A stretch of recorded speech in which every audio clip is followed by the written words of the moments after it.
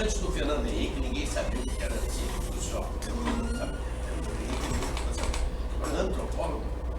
Minha mãe mandava negócio de esqueleto, de dinossauro para mim. Isso deve ser do seu interesse. Minha mãe era médica, meu pai era médico, então, mas ela achava que a antropologia era um negócio de dinossauro. Observações, né? Era fora. Aí passou isso. Aí fomos para a prova. Na prova estava o professor Vladimir Ivoilon, que é um sujeito muito conceituado, engenheiro, que era diretor lá de Volta Redonda, coronel do Exército. E ele é um cara assim, que é muito considerado nessa parte de política, né, de ciência e tecnologia aqui no Brasil. Né? E ele era pró-reitor, o reitor Raimundo. E ele uma vez me chamou, ouviu falar que mandamos um projeto para lá, né, do Chico para lá, do ICEP para lá, e ele me pegou no corredor e me interrompeu, porque eu sempre andava com a testemunha, né, porque eu sou advogado mesmo, sempre andava com a testemunha nesse lugar todo que eu ia para ver o que estava acontecendo mesmo. A gente gosta muito disso também. Os meus que não podem, tudo aprendeu isso. Mas os advogados que sabem isso mais. Então, ele me pegou assim no corredor, me puxou para a própria era lá mesmo, me botou sentado na e disse, olha, eu só faço aquilo que eu tenho 100% de certeza que vai dar certo. E isso aí eu não tenho certeza que vai dar certo. Eu não vou fazer. Bom, ele tem uma chave de carteira nele também, né? Eu tenho sou formado onde, então. Aí ele falou que está formado, depois eu sou formado no Canadá. E eu acho que vai dar certo.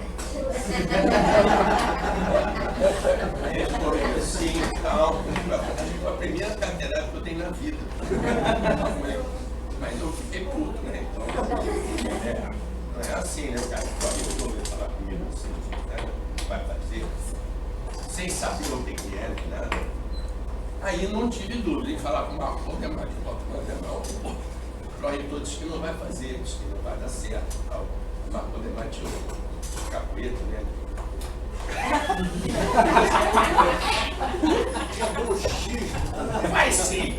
Vai sim.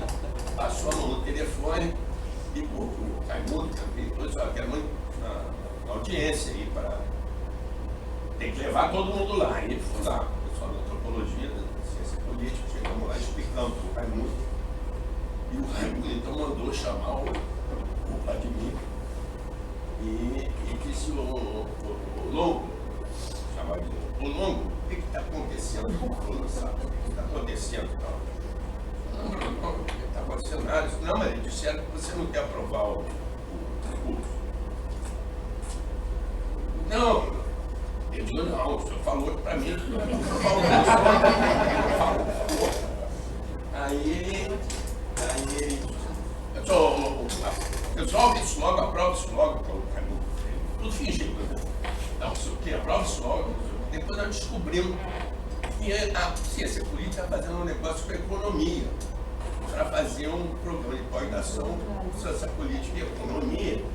E eles queriam que a gente fizesse, não sei porquê, com direito, tá? Antropologia e direito, economia e ciência política. Então, por isso que o negócio estava como sempre, são os próximos, são os pombos e os primos, né, que sujam as casas. Então, eu sou Castalina lá de cultura e tal. Aí nós descobrimos isso, mas aí já era um negócio, porque Marco Ademar, duas porradas na mesa, estava a porrada mesmo, pá, mesmo do reitor, né? Mesmo do reitor. Então, e foi aprovado. Aí o que eles inventaram? Primeira vez que os cursos tinham que ter um parecer prévio para criar. Que antigamente criava um curso na universidade e mandava para CAPES aceitar ou não. E aí isso realmente causava problemas porque havia cursos que não foram aprovados pela CAPES e não tinham validade no território nacional. Só tinham em todo o território nacional, né? Só tinham no estado lá que era uma coisa assim, né? Tinha uma validade menor, né? Porque a CAPES não aprovava. E aí eles inventaram que tinha um parecer prévio. Tá tudo bem. Aí veio o parecer da história, ó. Ô, porrada. Mas veio o pessoal de Brasília. Brasília sempre foi nosso aliado, né? Institucional, sempre foi. E aí veio aqueles camponeses de Brasília, né? Voto. E fez um parecer meio assim, que tinha que ter cuidado com a cultura do mestrado, que isso tinha que acabar e tal. A gente faz um doutorado, não estava ninguém com outro, né? Tá bom? Eu sei que o negócio acabou. E sempre tinha essa história, né, de que a UF não era uma instituição forte, né? Era uma instituição que não tinha muita, fora a história, né, nas ciências sociais não tinha muita coisa, tá, mas aprovou. Aí foi para a CAPES. Aí eu fui lá para o POX, né? Para o POX, que era onde se resolvia tudo, né? E fui conversar com o coordenador da CAPES da época, que era o Otávio Velho, na beira da piscina, na beira da piscina do Hotel Glória, que era onde se resolvia tudo mesmo, no sentido global. E aí ele pela, vou criar mais um curso de antropologia, né? Não tem emprego, vai ficar tudo desempregado e tal. Eu escuto, na universidade pública tem que ficar pensando no negócio de emprego. Para a universidade pública abre o negócio, porque é procura que as pessoas querem, né? As pessoas querem, elas querem estudo e elas que se virem para arranjar emprego, esse professor aqui, eu não vou entregar ninguém. Aí foi uma discussão amigável, né? Mas bastante incisiva, né, da minha parte, porque, tá aqui argumento, né? Eu sei que eu acabei convencendo o Otávio, que sempre foi muito boa gente, também foi muito amigo de nós. Então, aliás, esse NCT só existe porque ele avisou a gente para recorrer. Da primeira vez que eles não deram, né, e eu estava na banca junto com ele, e ele falou, olha, vocês têm que recorrer, 40% foi recusado, isso é muita coisa. Então vocês vão conseguir. E deu outro.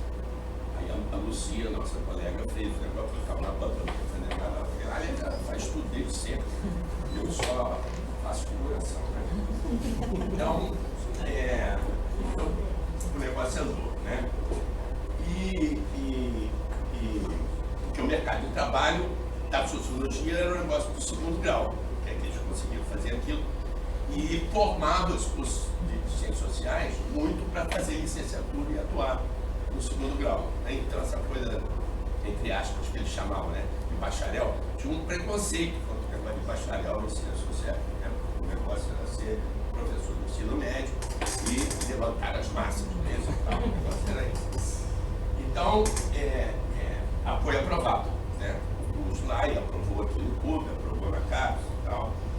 E nós começamos, ele teve a RBA de Niterói, né, onde eu participei da Assembleia e vi por que não podia ter muito curso de antropologia, porque eu não entendia muito na minha cabeça, mas aí eu entendi. Porque a antropologia no Brasil, quer dizer, é um negócio todo entre amigos, né? Um negócio bem restrito. E por quê? Por causa das populações indígenas. Eles achavam que não podia formar gente que pudesse ser associada à aba e que não se tivesse controle para que eles não fossem prejudicar as sociedades indígenas, até eticamente, tal. Naquele tempo, acho que nem tinha muito essa coisa das terras, sabe? Era mais uma coisa mesmo de levar doença, essas coisas de, né, interferir, né? E isso foi verbalizado, né? Porque eles estavam reunidos no lugar que tinha acabado de fazer um curso, né? Então isso aí foi uma discussão bastante acalorada, da qual eu participei, porque inclusive, né, não tinha ninguém aqui que fosse estudar a sociedade indígena, estamos estudando outra coisa, a antropologia não se resume, né, a sociedade indígena, vocês façam então uma outra coisa, porque esse jeito só pode sociedade indígena se fizesse, se passar por esse outro crivo, para não pode transformar a antropologia num estudo de sociedade indígena, porque no Brasil, inclusive, por razões colonizadas, né, e coloniais, ela tem outros objetos aqui que foram impostos, né, negócio da raça, negócio da cultura brasileira, das religiões, etc., que não fomos nós que inventamos, os outros que inventaram, isso aqui tinha que estudar, né? Agora nós inventamos outras coisas, mas estou dizendo, na época era isso. Então foi, quer dizer, isso aí agora, a minha coordenação, né, como a minha institucionalidade, vamos dizer assim, né, eu fui de 94 a 97, eu fui coordenador, né, e uma das dificuldades maiores era ter um secretário, secretário para ser secretário, tudo quanto foi lugar, e nunca consegui, só fui estabelecer assim, depois que eu saí, né. E por quê? Porque o secretário da pós-graduação trabalhava mais que o secretário do departamento e ganhava a mesma meta. E nós não tínhamos dinheiro, entendeu? Ninguém não tinha recurso nenhum, então não podia dar nenhuma gratificação, coisa nenhuma para os caras. E o cara começava a ver que aquele trabalho todo, fazia um boxe, congresso e aluno, e ficava mudo, saía fora. Então isso foi uma das grandes dificuldades durante todo o tempo, né? Porque eu era o secretário. No fundo eu era o secretário do programa. E não tinha ainda a internet, né? Fazendo papel mesmo, era complicado.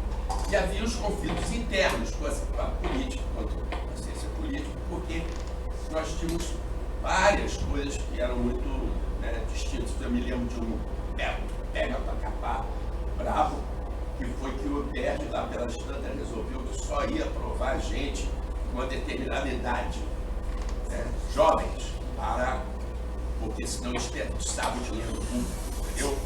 Porque o cara fica velho, igual, não serve. Eu, por exemplo. E aí, mas aí os antropólogos não, imagina, botar idade para aprender antropologia, isso aí não faz sentido nenhum.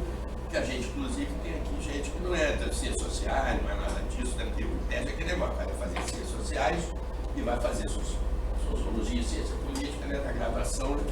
Não, aqui tem gente que não tem nada, eu, inclusive, não tem nada a ver com isso, tal, né? Então havia esses problemas, né? Acabou que não pôde aprovar, porque nós não deixamos, mas havia, volta e meia, vinha uma coisa assim, né? Um modelo, vamos dizer assim, pronto, né?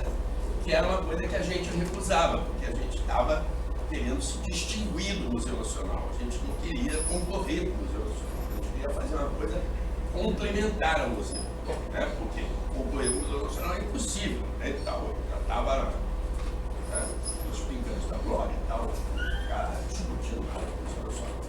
E eles tinham um vínculo com o meu IPERJ assim, meio subordinado, vamos dizer assim, né? Naquele tempo, eu estou falando de agora não. Era coisa de estudar no IPERJ e tal. E aqui tinha gente que estudava no IPERJ, tinha gente que estudava na USP, né? Então era mais. Eu estudei fora, né? Então, depois o Paulo Gabriel também, né? Estudou fora. Então o negócio era mais heterogêneo, vamos dizer assim, né? Então isso era uma frequência de conflito, né? Mas assim mesmo, isso nós. E você vê, por exemplo, que o Jorge da Silva, né? Que é quem nos conduziu esses recursos todos, esse troço todo para virar o MCT, esse negócio todo, ele não entraria nunca, né, no curso, porque ele já era coronel reformado, quando veio, né, da reserva, quando veio estudar aqui, então, né, e ele fez uma matéria comigo, que era, fazia uma matéria de antropologia e ciência política, né, Paulo? E ele veio fazer comigo e aí deu o que deu, né? Então, por exemplo, essa limitação não tinha nenhuma lógica. Naquele tempo eu não sabia fazer isso, mas a briga foi feia. Mas criamos, né, a revista Antropologia e Ciência Política, criou a Antropologia e Ciência Política na EDUF. Eu fui para o conselho editorial da EDUF para criar essa coleção, porque nessa época o pró-reitor era um sujeito muito interessante em engenharia. O reitor não era nem doutor, Mas esse cara era muito interessante e ele deixou a gente pegar dinheiro do programa de pós-graduação e investir em publicar livro. Não podia. Então, ele deu essa abertura e eu imediatamente me coloquei lá no negócio da indústria e aí a Letras resolveu também fazer a mesma coisa. Estava lá, a Eduf, a Comissão Editorial da Letras. Da Letras. É livro, né? Livro é letras. Não é não? Não é letra. Tudo bem, né? Não, é letra. Então estava cheio de gente da letra lá e eu. Né? Mas aí eu era representante do SEC, né? Mas ali, no determinado período de tempo, nós publicamos acho que 15 ou 20 livros, eles publicaram 4. Porque eles ficavam não publicando as coisas.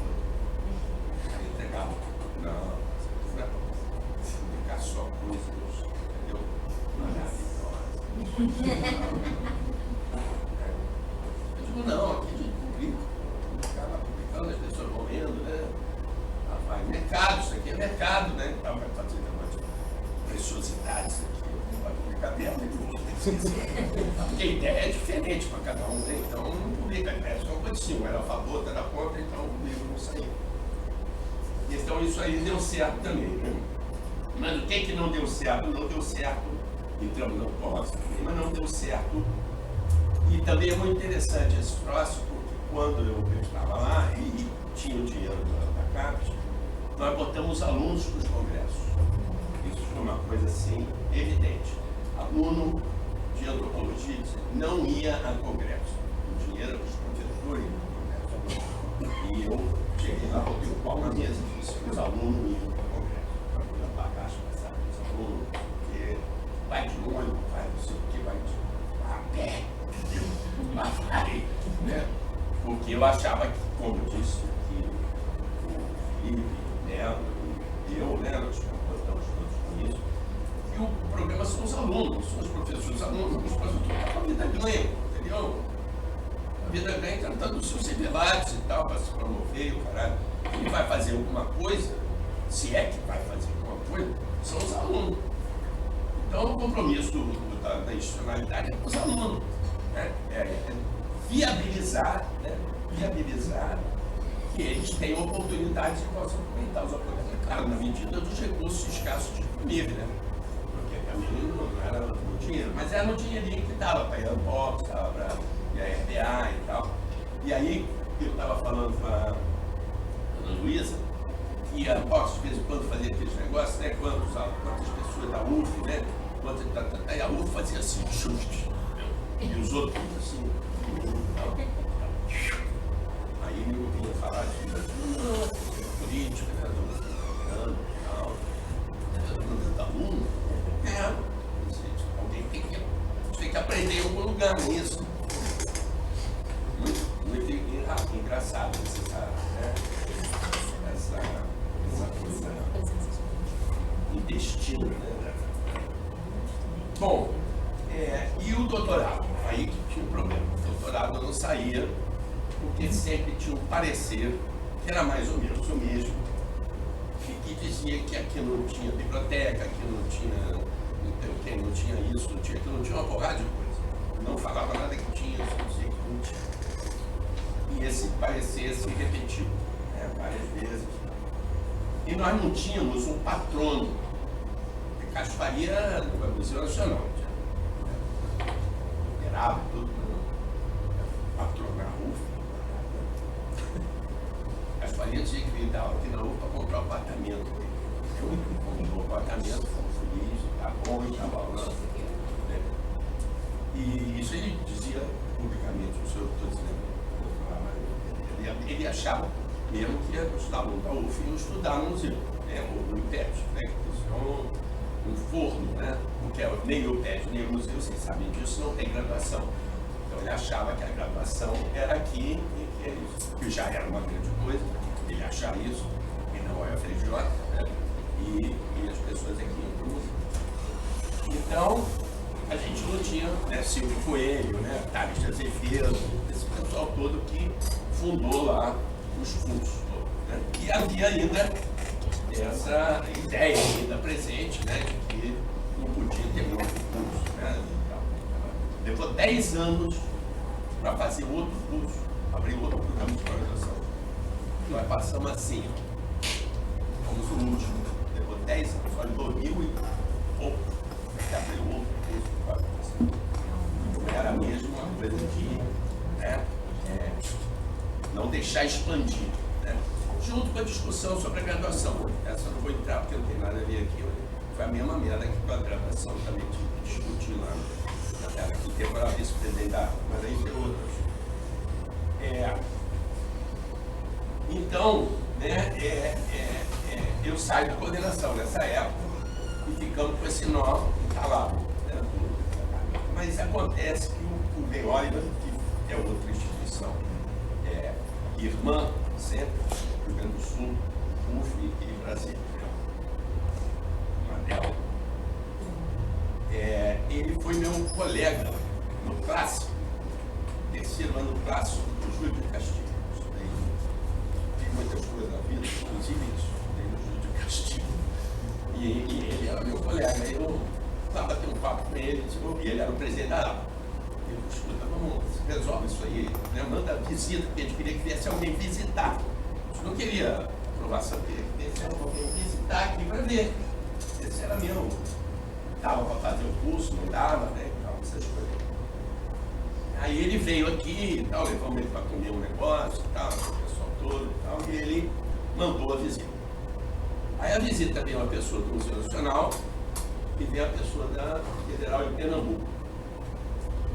E a pessoa do Museu Nacional verbalizou aquilo que a gente achava. Para que nós queríamos uma reunião com os professores? Para que nós queríamos doutorado se tinha o Museu Nacional? Os alunos faziam mestrado aqui e iam fazer doutorado lá. Menina, hein? Não fui nem eu. Eu fiquei quietinho.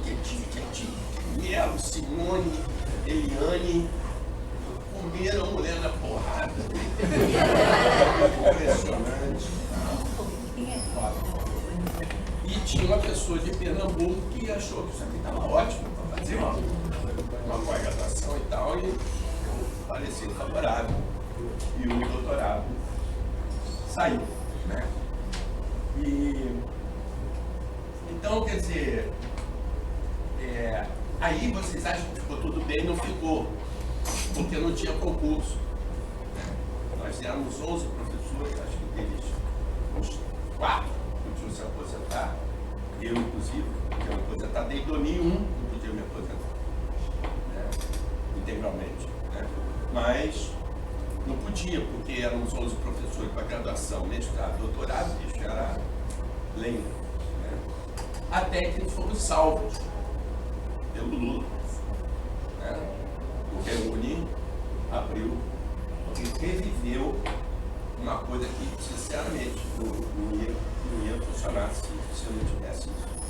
Realmente, nós devemos, né? Quer dizer, porrada de gente deve, mas eu estou dizendo que nós aqui, talvez mais que os outros, né, devemos a ele essa reconstituição do corpo docente. Né? E aí, claro, ali é outra história, né? Eu não vou me meter, porque eu não sou maluco com isso e tal. Eu sou maluco, eu não sou. Mas então, né, é outra história. Teve também uma época que rebaixaram a gente, aí nós tivemos que recolher, aí o Roque Laraia nos salvou, deu os livros de novo Brasília, botou de novo 5, a gente tirou 5. E é isso. Então, eu espero que essa apresentação, né, das minhas memórias, vejam bem que eu estou sendo bem light, falando das minhas memórias, eu estou falando que aqui a história ela sirva, né, para vocês aí. E quero dizer que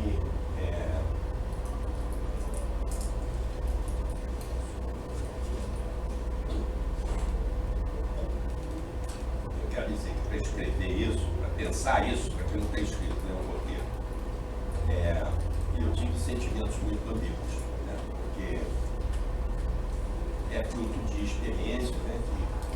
realmente foram muito bem sucedidos, né? Aí o nosso 6 aí, tudo, né?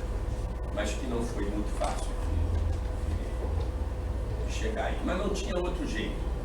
Para nós, da Escola Antropológica de Niterói, não havia outra solução senão impor, né, essa ordem das coisas aqui. Porque a universidade tinha espaço para você inovar. A UFERJ não tinha, a UFRJ não tinha isso. Tinha um ambiente acadêmico e tinha um espaço institucional, embora difícil e tal, mas tinha. Né? O negócio se lançou. Então isso é muito importante, que essa fraqueza institucional da UF, ela propiciou a nossa, né, trajetória, né, de criação disso. Então é tudo muito relativo, porque quando eu trabalhava na UF, todo mundo achava que era no Espírito Santo, na UFES. Todo mundo. Eu não trabalho na UF. Ah, na UFES? Ah, no Espírito Santo. Não, senhor, na UF, em Niterói. Niterói de Janeiro também. Várias vezes. Niterói, onde é Niterói?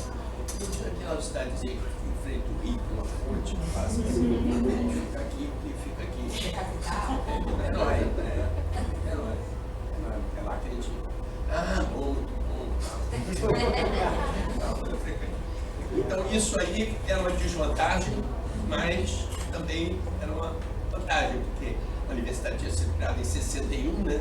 Quer dizer, até hoje ela está muito mais consolidada, né? Mas nessa época não estava. Então umas coisas compensadas, outras, né? E acabou dando certo. Muito obrigado.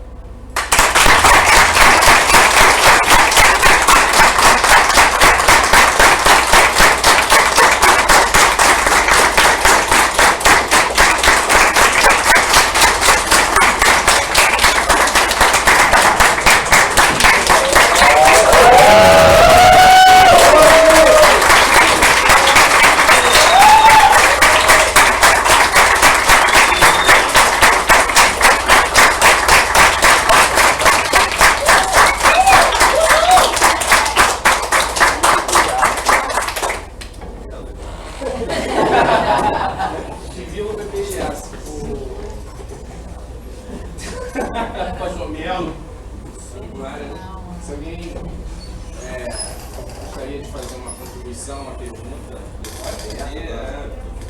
a participação da... Mas não. Eu quero te agradecer por tudo que você fez pra gente estar aqui e para eu poder vir para cá. A minha história também é de resistência e talvez o destino ou o universo ou as forças da energia, a gente não tem domínio sobre isso também, me trouxe para um lugar de resistência. Fiquei extremamente emocionada com a história de proteger. Muito obrigada.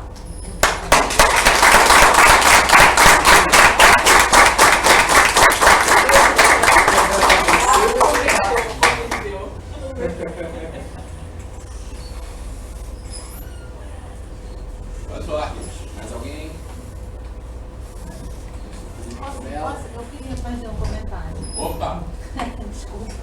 Nada. Não, eu queria falar assim que eu acho que a seu depoimento é muito importante, assim, nessa questão da importância também do trânsito institucional, né? A questão institucional, assim, que eu acho que às vezes é pouco...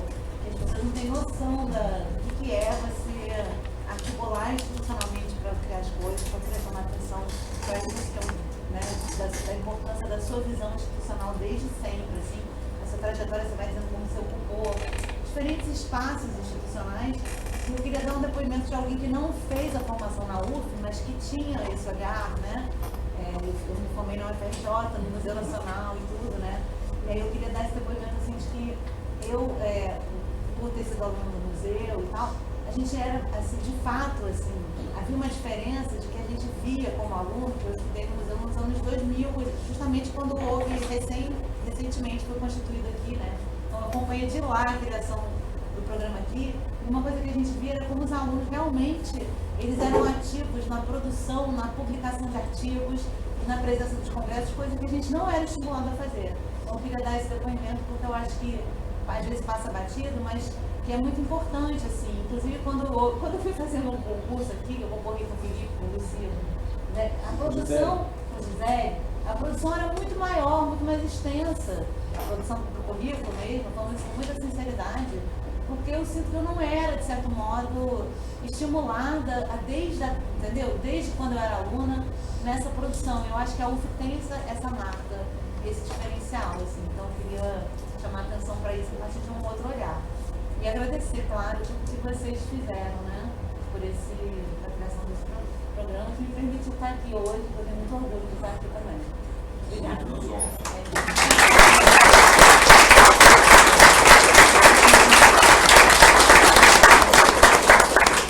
Uma vez sobre isso, uma vez eu estava na banca lá na FAPERJ para escolher pós-doc e vieram vários candidatos, né? Alguns do Museu Nacional, outros daqui, outros da FAPERJ, aquilo que é o pessoal, né? Que tem. E era claro isso, os alunos do museu, os recém-doutores do museu não tinham nada, não tinha produção. E os daqui tinham, então o da UERJ também tinha e tal, e acabou ganhando um daqui e outro da UERJ. Tem que achar que eu estava na banca, mas não era, porque não tinha mesmo. Isso era um dos itens da avaliação, né? Eu não podia deixar isso de lado, né? Mas é nítido isso que você está dizendo, eu constatei várias vezes, né? Essa coisa, porque isso está ligado a uma visão, né? De que o conhecimento é algo acumulativo e que os estudantes são estudantes, né? Eu acho isso muito interessante porque nos Estados Unidos os estudantes work. Quando você está fazendo doutorado, você diz, I'm working my PhD. Entendeu? Você está trabalhando. Aqui no Brasil você está estudando. Inclusive, minha avó perguntava se eu não ia parar de estudar para trabalhar. Estou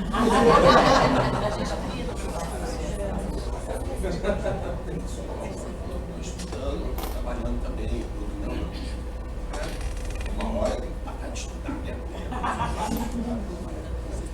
Estou brincando assim, mas é isso. Então, o cara que estuda, né? É um minor, né? É uma coisa menor e tal. E eu acho que a gente aqui nunca teve essa ideia. A gente sempre soltou os alunos no mundo, porque eles têm que ir para o mundo, porque o mundo é muito competitivo, muito filha da puta, muito, entendeu? Pronta toda, gentil, nem coisa nenhuma. Então é bom logo ir aprendendo as agruras, né? Né? Quanto antes, melhor. Quanto antes você aprende, mais você experiência vai ter. Então isso você tem razão e eu constatei isso, né? Algumas vezes nesse negócio da FAPERJ, já que eu nem me lembro o que era, mas era esses concursos. Me chamavam. Eu queria fazer uma observação, porque quando a gente fala assim, nós não fomos nós nunca tivemos isso. Nós é que fizemos isso com o nosso aluno. Não eram os professores da UF, porque esse negócio de UF que ia fazer, não. A Alicia Valadares, inclusive, depois de ouvir tanto você falar assim, eu falar, ela disse, não, vamos baixar a bola, porque não é assim, não é o Brasil, nem é a UF, são vocês. E ela localizava isso muito bem desde a época do início da pós-graduação, dos acordos, cartas de ofertura, que a Unifiel participou. Quer dizer, nós tínhamos uma convivência com os professores aqui, que eu, quando fui para o FRJ, vi que os alunos do FRJ não tinham. Os alunos do FRJ não compartilhavam, não saíam com o professor para lugar nenhum, não tomar café em lugar nenhum, não sentavam para ter papo em lugar nenhum. Era uma coisa impressionante quando eu fui para o FRJ em 78 como professor. E isso era muito comum aqui. Então nós saímos das notas. O nosso curso aqui, diferentemente da FRJ, era tarde e noite. A FRJ era de manhã. Então, à tarde e à noite, nós saímos com os professores. Não era para botequim necessariamente aqui em frente, não. Nós saímos andando, todo mundo trabalhava. Eu trabalhava na bolsa, de pasta de James Bond, gravata, camisa de percal, aquela camisa quente pra entendeu? Não era, não tinha esse tempo para essa boemia que depois a gente foi tendo razoavelmente, muito mais frequência. Não tinha, né? Não era, mas não tinha para casa, ficava lá tomando cachaça, um abo de gelo de limão, que ele chamava de cachorro magro, a gente trabalhava, estudava. Kant virava à noite estudando, que eles têm um monte de 400, 800 páginas por semana.